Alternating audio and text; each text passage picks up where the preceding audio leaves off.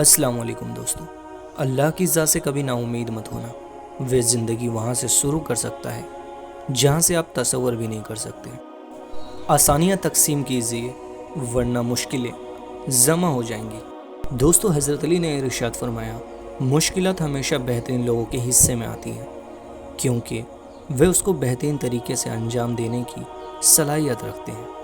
دوستو، رشتوں کی مخلوصی کو تولنے کے لیے کوئی ترازو تو نہیں بنایا گیا، مگر پرواہ واحد ایک ایسا جذبہ ہے جو نظر بھی آتا ہے، محسوس بھی ہوتا ہے اور یہ بھی بتا دیتا ہے کہ دوسرے فریق کو ہمارا کتنا خیال ہے۔ دوستو، جو لوگ رشتہ نبھانے کے لیے دل بڑا کرتے ہیں، اکثر ان لوگوں کو دکھ، تکلیف اور دھوکے ہی ملتے ہیں۔ دوستو، وقت تو گزر ہی جاتا ہے مگر اس وقت میں اپنوں کی دی گئی تکلیفیں کبھی بھی نہیں بھلائی جا سکتی۔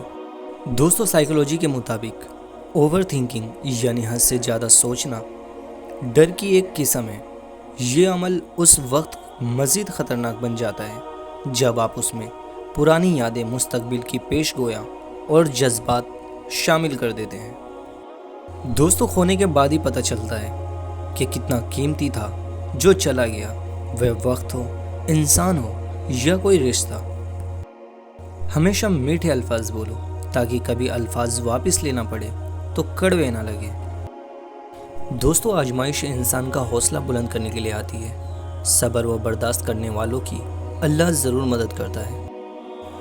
دوستو، وعدہ، یقین، مان، دل اور دوستی کبھی نہ توڑیں۔ ان کے ٹوٹنے سے آواز تو نہیں آتی مگر تکلیف بہت محسوس ہوتی ہے۔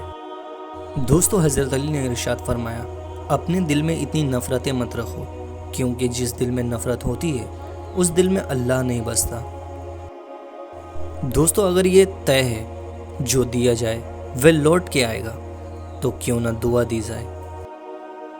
دوستو، زندگی نے دو چیزیں ضرور سکھائی ہیں، ایک تو اپنے میں خوش رہنا، دوسرا خدا کے سوا کسی سے کوئی امید نہ رکھنا۔ دوستو، زندگی ایسے جیو کہ اپنے رب کو پسند آ جاؤ۔ دنیا والوں کی پسند تو پلک جھپکنے سے پہلے بدل جاتی ہے۔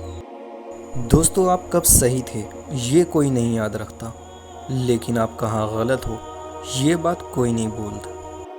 دوستو، دولت ایک ایسی تتلی ہے جسے پکڑتے پکڑتے آدمی اپنوں سے بہت دور نکل جاتا ہے۔